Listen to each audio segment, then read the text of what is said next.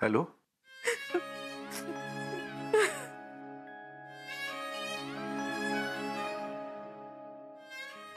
तू रडतेस? हे बघ आसावरी, तू शांत हो, आधी शांत हो. तू रडू नकोस. हे बघ, मी तुझ्याजवळ नाही आहे, पण असं समज की मी तुझ्या जवळच आहे.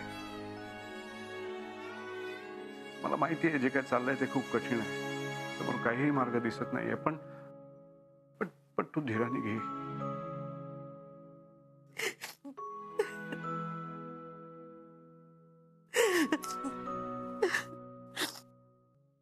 आसावरी, तू तू हो अशी मान हलवलीस ना?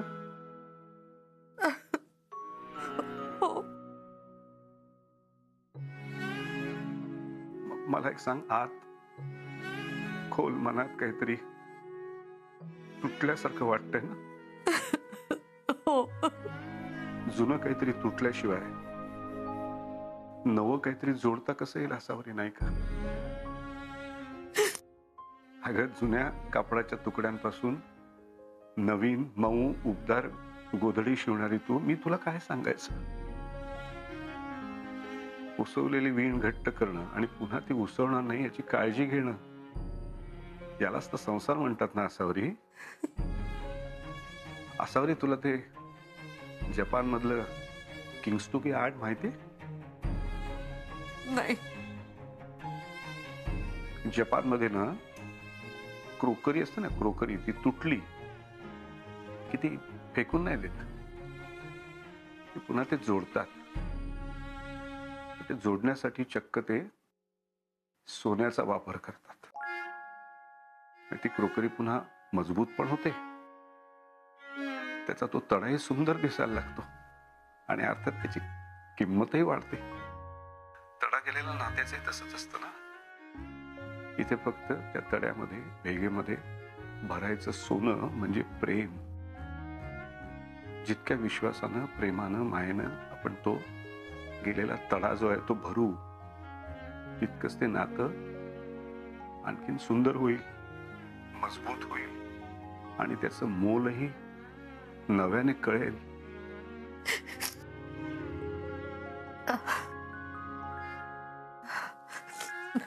अहो, मी तुम्हाला नंतर फोन करते. मला काहीतरी आठवलंय. ठीक आहे, काळजी घे.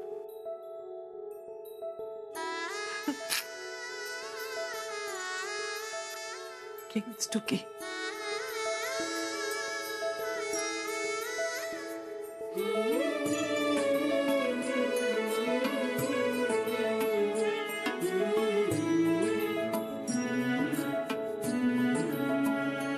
जाग होती जरी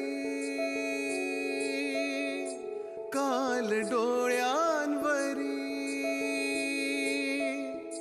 जाग होती जरी काल डोळ्यांवरी, स्वप्न आता नव्याने बघू लागलो.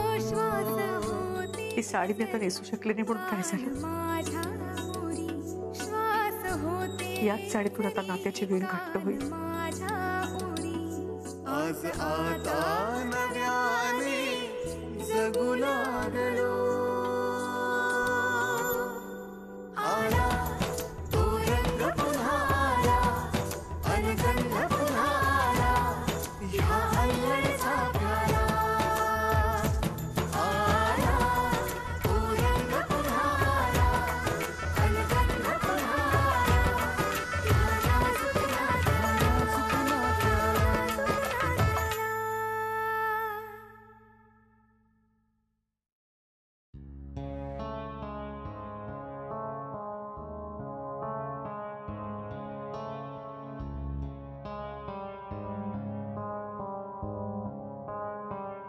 सोहम,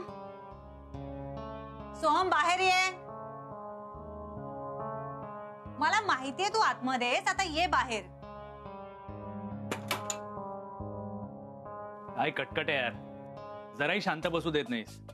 हे काय आहे सगळं? दिसत नाहीये, तुझेच कपडे आहेत. हो, पण ते इथे का आहेत? तुझ्यासारख्या इंडिपेंडंट मुलीला माझ्यासारख्या मुलासोबत राहायला आवडणार नाही हे माझ्या लक्षात आलंय. म्हणून तुझं सगळं सामान काढून बाहेर टाकलंय. काय माझ्यासारख्या बुरसटलेल्या विचारांच्या मुलासोबत राहून तुलाही त्रास होईल आणि माझ्याही डोक्याला ताप होईल. त्यामुळे ना हे कपडे उचल आणि मग हवं तेव्हा हवे ते कपडे घाल आणि हवं तिथे जा. मला काहीच प्रॉब्लेम नाहीये. ओके, पण मी प्लीज माझे सगळे कपडे घेऊ का? हा, हे सगळेच कपडे आहेत. अख्खा कपाट रिकामं गेलंय तुझं. नाही रे, थोडे बाकी आहेत. मी एकदा आत येऊन बघू प्लीज. बघ. थँक्स. हा, पण नंतर आतच थांबते म्हणू नकोस. हा, नाही तर आपल्यात उगाच भांडणं होतील आणि आईला त्याचा त्रास होईल. नाही रे, असं नाही करणार मी. आलेच.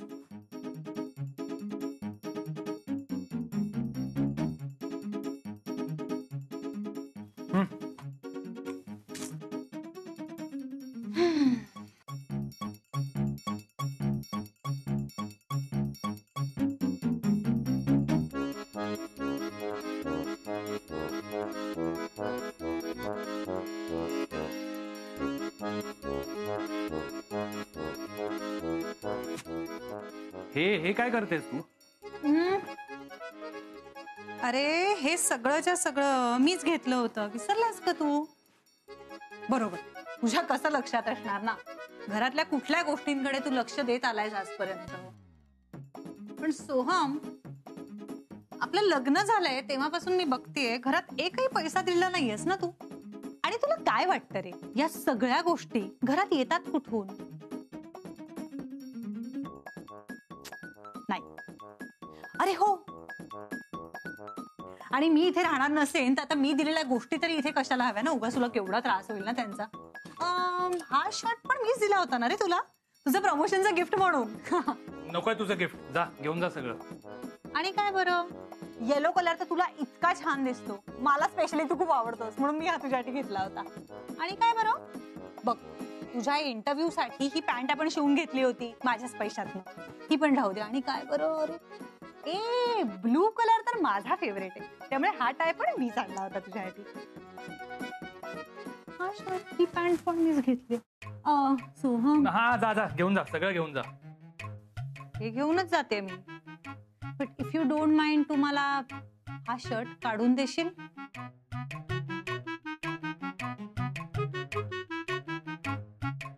नकोय मला तू दिलेलं काही. हे घे. आणखी बघ काय राहिलंय का? रुमाल, नॅपकिन.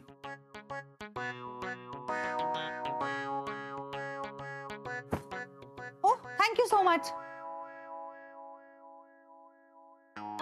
अरे चा, ही पॅन्ट पण मीच दिलेली आहे.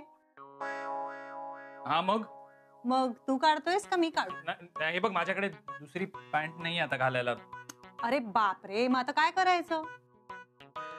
माझ्याकडे इतके सगळे कपडे ठेवायला दुसरं कपाट नाहीये.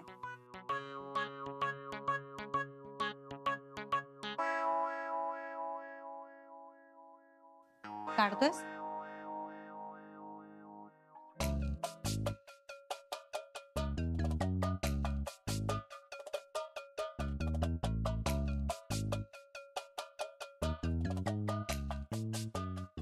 अरे बेडशीट.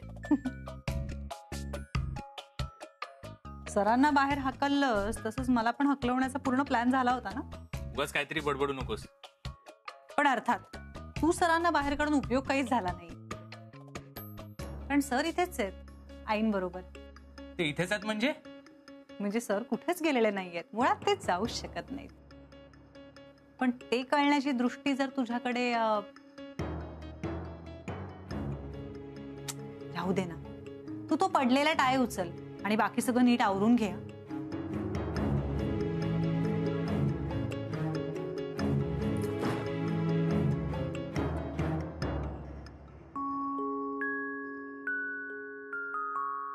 आई, शुभ्रा, काय ग झोपली नाहीस अजून? नाही, मला झोप नाही येते. का ग, काय झालं? माहित नाही, आईची खूप आठवण येते. मी आज एक दिवस इथे झोपले तर चालेल? अगं चालेल का विचारते, झोप ना. थांबे, मी पटकन आवरते. हा,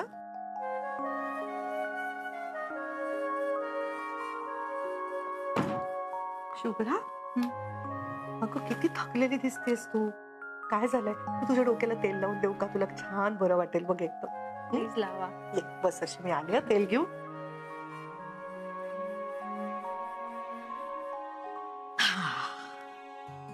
एकदम शांत वाटेल बघ तुला. आई उद्या दसरा आहे ना. खूप तयारी करायची बाई उद्याची. उद्याची सगळी तयारी मी करणार आहे. म्हणजे पूजेच्या तयारीपासून स्वयंपाकापर्यंत सगळं मी करणार आहे. सगळं तू कर.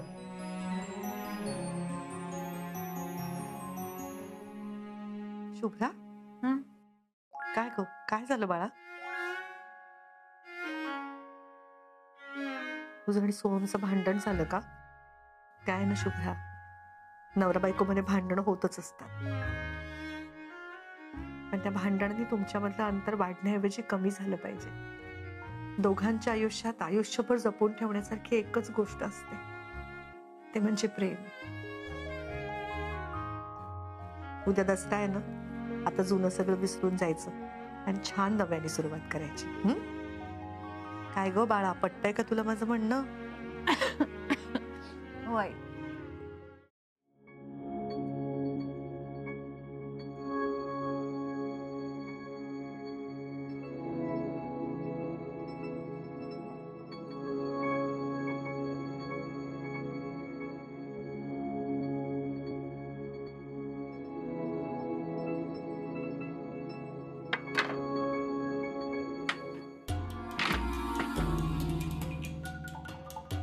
तर मी पण बघतो अभिजित राजे कसे घरात येतात ते.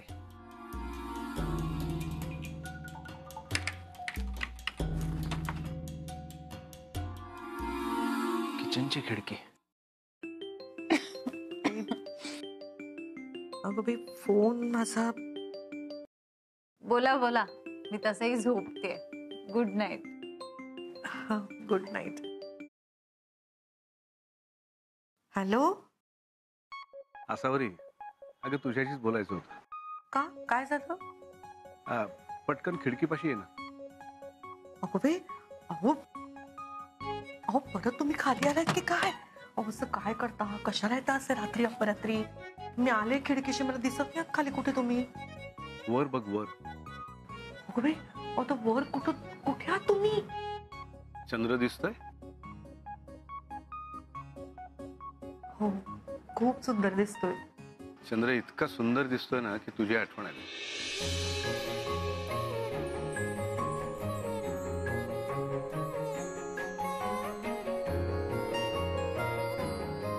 आपण एकमेकांबरोबर आहोत असावे आणि कायम एकमेकांबरोबरच राहणार आहोत.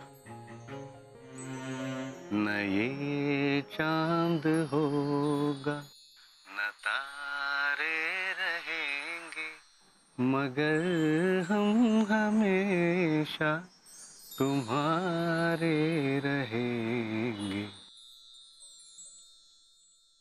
न ये चांद होगा.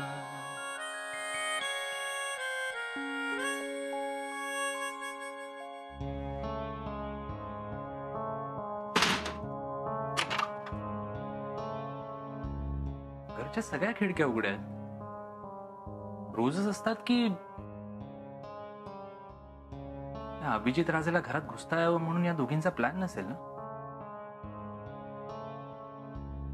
चंद्रालाही हेवा वाटावा अशी एक अबोल चांदणी आहे पृथ्वीवर. बघा, ते असं काहीतरी बोलता ना आणि मग मन जिंकून घेता. अहो आता पुरे पुरे पुरे झालं कौतुक. ते खरंच मनापासून सांगतोय. आई, अहो मी फोन ठेवते हा, मला बबड्या हाक मारतोय. उद्या फोन करते हा तुम्हाला. आई, आई. सोहम, सोहम कुठे आहेत ते? कोण? सोहम, काय झालंय? तू काय शोधतोय? राजे कुठे आहेत? कुठे आहेत? मी आवाज ऐकला. आई आता त्यांच्याशी बोलत होती. काय बरं आहेस ना? ते ह्या घरात राहत नाहीत माहित नाहीये का? तुला काय स्वप्न वगैरे पडायला लागली की काय अभिजित सरांची? मला माहितीये ते इथेच आहेत.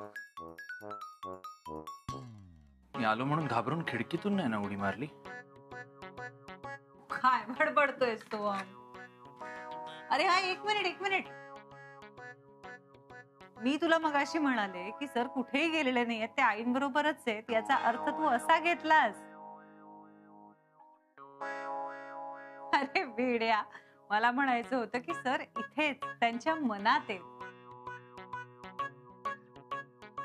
मी यांच्याशी फोनवर बोलत होते.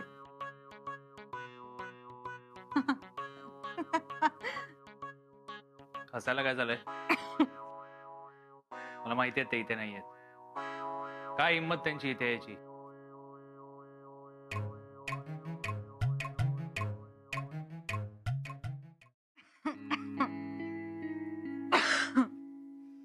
शुभ्रा, काय झालं ग बाळा? खोकला झालाय का? हो आई, डोकं दुखतंय आणि ना सर्दी खोकल्यामुळे तर झोपही लागत नाहीये. तर उद्या सकाळी लवकर जायचंय ऑफिसला. मी एक काम करते, बाहेर जाऊन झोपते. उगाच तुम्हालाही त्रास नको, तुमची झोप मोड नको. नको तू झोप, इथेच झोप, आडवी हो. अगं आई, तुझ्या सर्दी खोकल्याचा तुलाही त्रास नको. बस.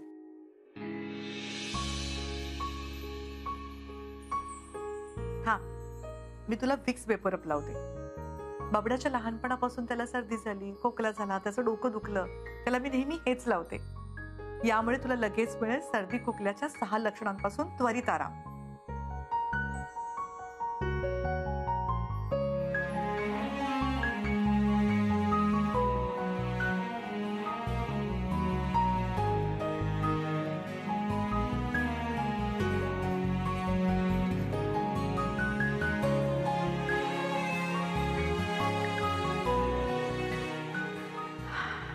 बघ, आता तुला छान झोप लागेल, एकदम शांत. Good night. Good night.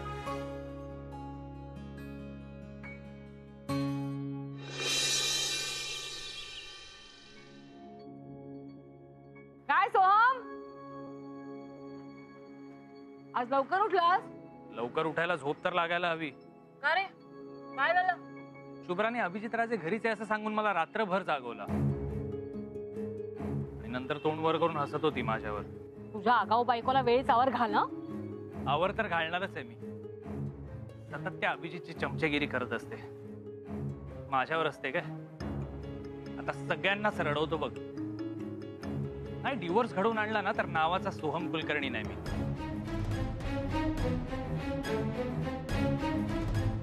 Divorce? कोणाचा डिवोर्स? ऑब्विसली आई आणि राजेंचा. वाट बघ, त्यांना बघून डायबिटीस व्हावा ना, एवढं गोड वागतात एकमेकांशी.